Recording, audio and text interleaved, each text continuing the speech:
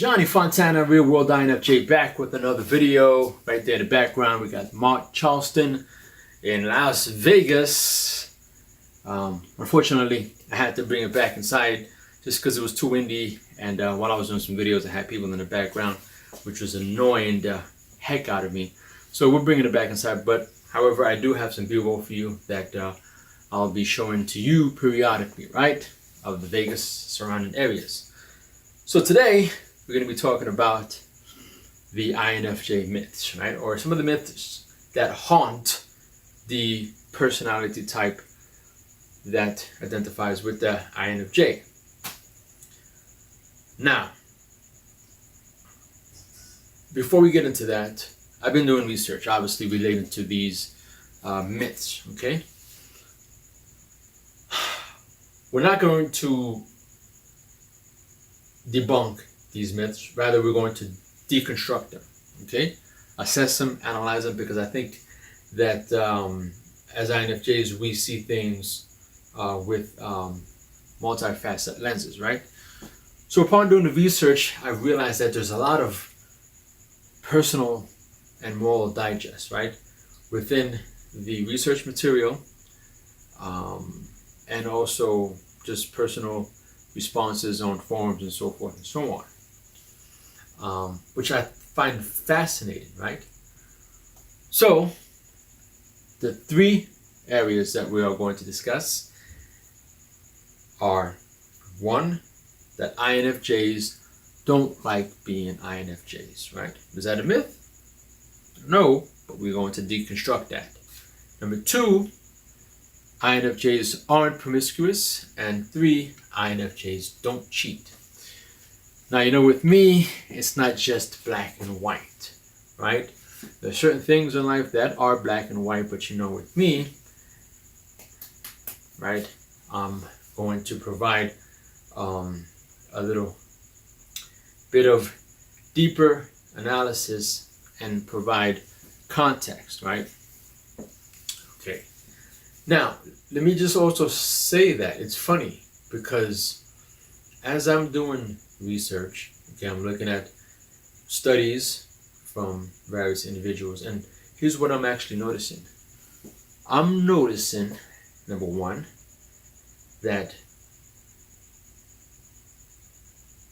the research or the candidates, okay, or that which the studies are being done on, are majority Caucasian, okay, Anglo-Westernized, either from Europe or from America.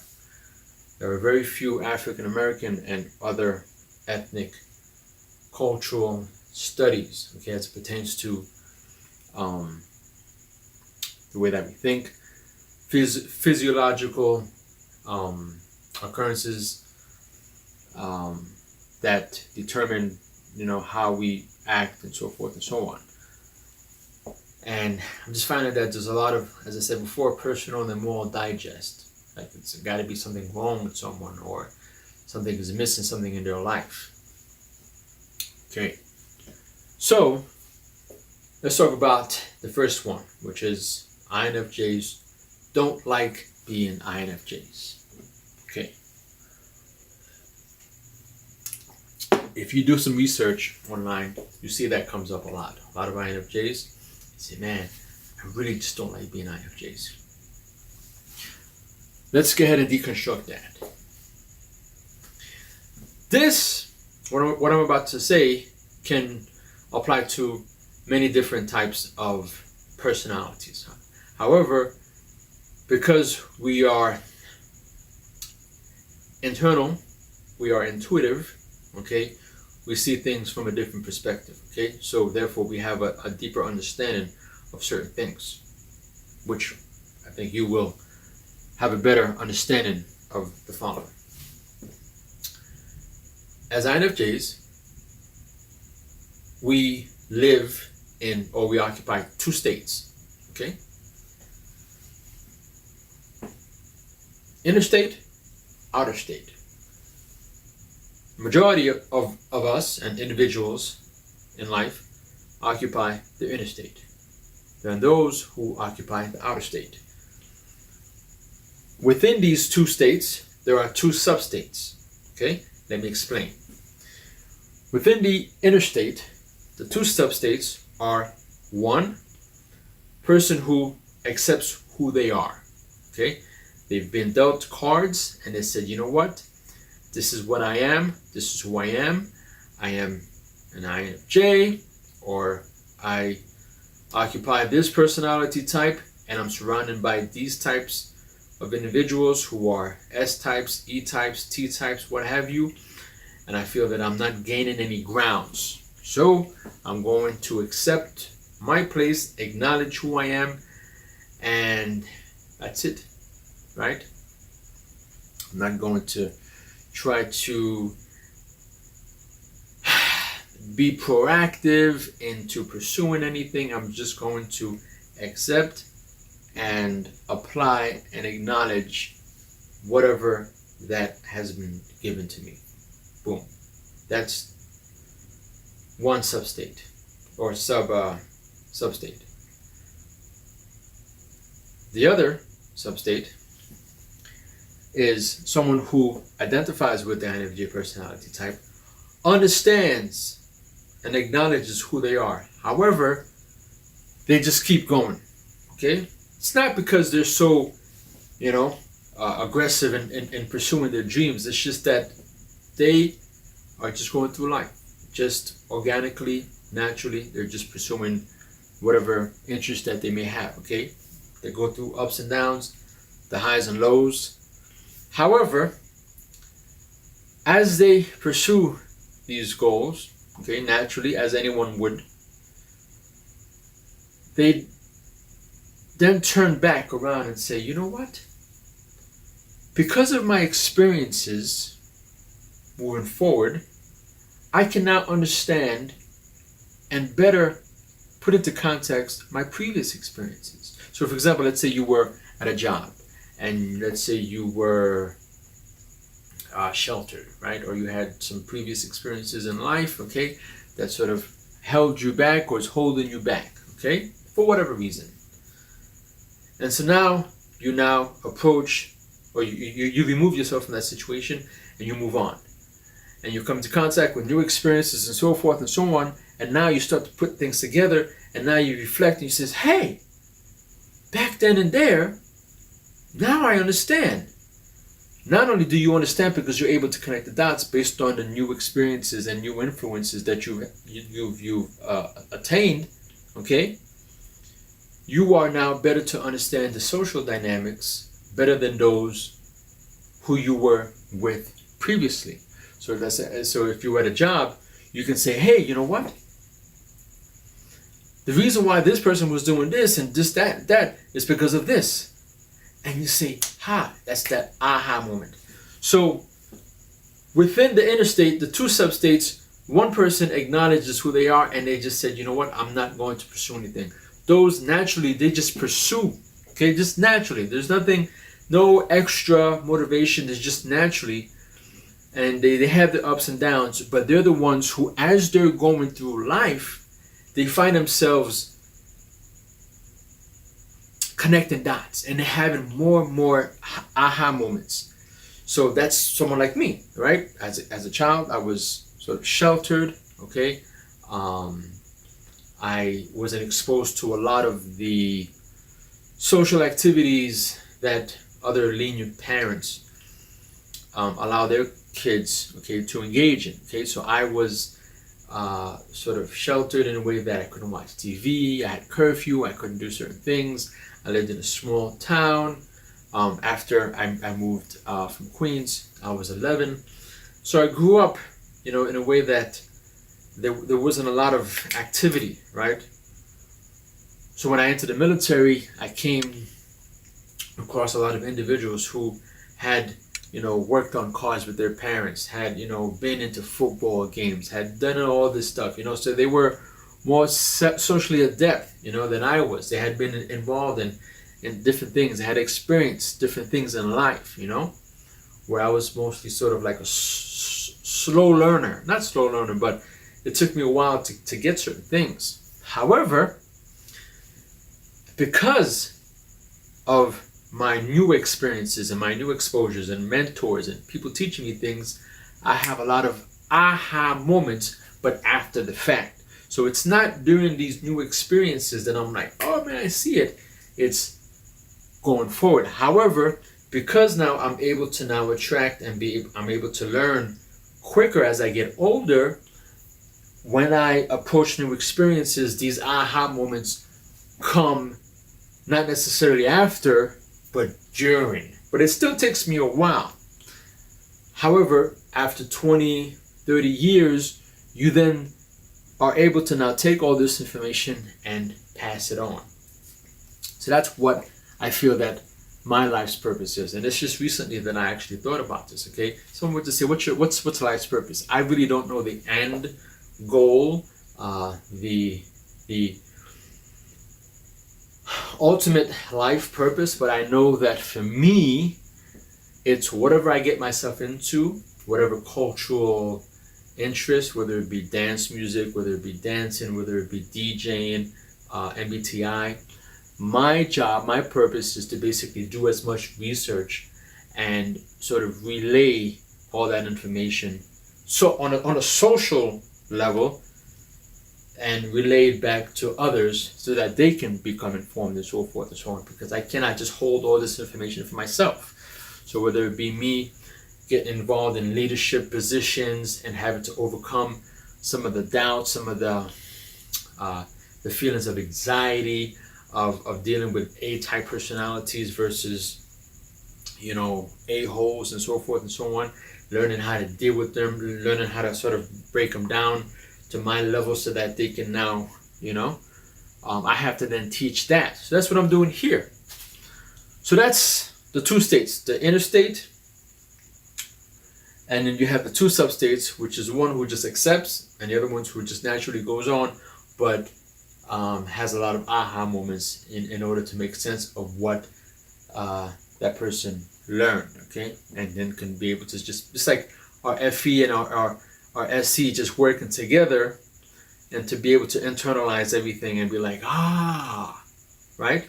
And that's why from there, your intuition kicks in, because you've been through all of this, you've gathered all this information, and because of that, your subconscious sort of plays a role in saying, hey, we've been there before, this is what may possibly happen based on you observing this person's facial structures, that person's attitude, this situation, and then from there it's on.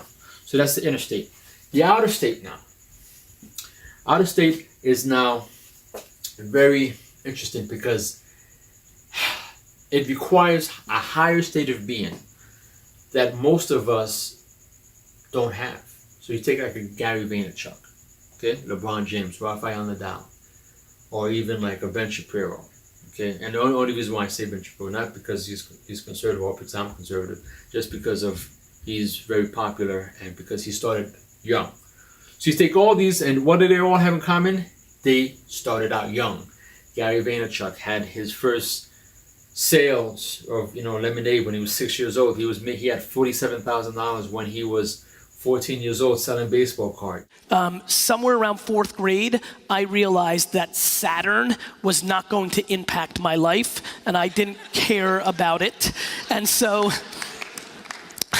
self-awareness is a son of a bitch, and honestly, besides health, for everybody in this room, I wish you self-awareness, because once you understand who you are, you can do a lot of damage. Through good parenting, through circumstance, through who knows really what, got very self-aware very early in my life. It was tough for my friends' parents to say I was a loser because I got D's and F's. It wasn't fun for my teachers to say that I wasn't going to amount to anything. Here was my biggest problem.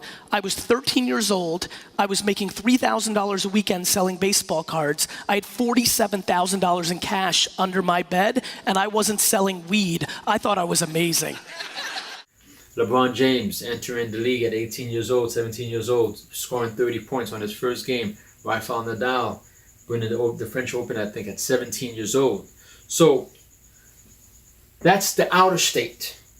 The outer state is a higher sense of being where you can sort of remove yourself from your inner state out and sort of see.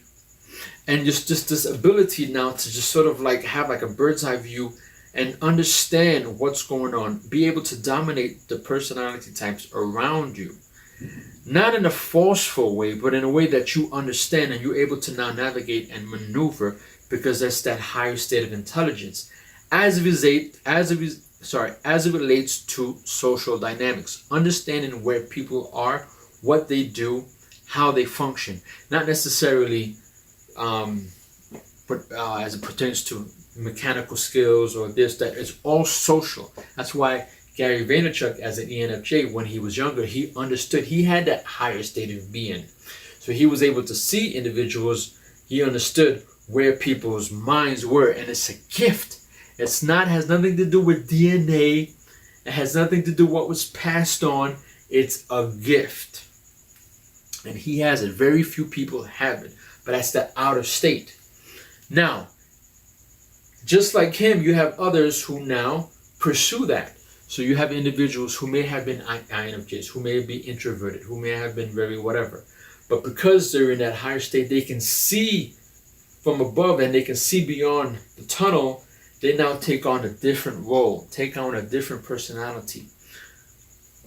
When they do that now, they sort of now are in a different game. They're playing a different game, so therefore, at their core, they may be introverted, but because they're playing this different game now they have to adjust. Now, they do this for years on years on years, and ultimately they just become a different personality. That's why you've heard a lot of people say, yeah, when I was younger, I was this, I didn't do anything, I was I was a loner, and what have you, I was the ugly boy, whatever, I didn't have. And the next thing you know, he's made a 360 makeover, he's big as life, he's entertaining the world, and it's like, whoa, how did you go? Because they had that higher state of being where they can, something clicked in, and they were able to see and be able to maneuver socially, not necessarily technically, but socially. And then you have those who were able to do that technically as well. Like, what's his name for Apple? That guy, okay? But then you have the opposite end, okay, of the higher state of being. They're in a higher state of being, but they realize, they see themselves and they're like, bro, I can't do this. I see my potential. I know what I have and what I'm capable of, but I'm just not willing to put the effort. Because think about it. There's always a yin and a yang. There's always someone who has that ability, who has a capacity to see beyond, who has just natural ability to understand the human dynamics, and who is willing to now take it and just say, I'm going to go with it. But on the opposite end, there's someone who's saying, you know what? I see it. I know exactly where I am. And if I wanted to, I could go beyond. But I've decided that that's not for me. I don't want to. I don't want to have to move. I don't want to have to leave the people behind me. I don't want to have to suffer. I'm just complacent, and I'd rather just dwell on the past. I'd rather just get online and find people who have had my experiences, and that's it. But they're smart. They understand. Like, you're talking to them and you're thinking, oh, this person, no. They know exactly who they are. They've just chosen to just remain complacent. Okay? So that's the two states. You have the higher state and the inner state. Those who are in an inner state, who are complacent, who understand exactly what's going on, but they don't have the means, they don't have the fortitude to move on. And you have those who are in that outer state, who have the means, like a Gary Vaynerchuk or someone else who wants to pursue that, wants to have that higher state and pushes forward. Okay, but because they now are in this new game, they can't really be introverted. They can't really play that sort of like that inner game. They have to play that outer game because of today. You have to be on social media. You have to be all around you, all these meetings. There's a lot of expectation, right? So based on that new game that you're pursuing, you sort of change your personality in order to fit, you know? And then you have the inner game, again, those who don't have that high state of being, they're just dealing with what they have. And then those, they're chosen because of the mentorship, the different experiences, people who are pushing them. Hey, you need to do this, you need to do that, you need to, go forward. They pursue their dreams, and then they come in contact with different experiences and so forth and so on. Now, on the side of the ones who sort of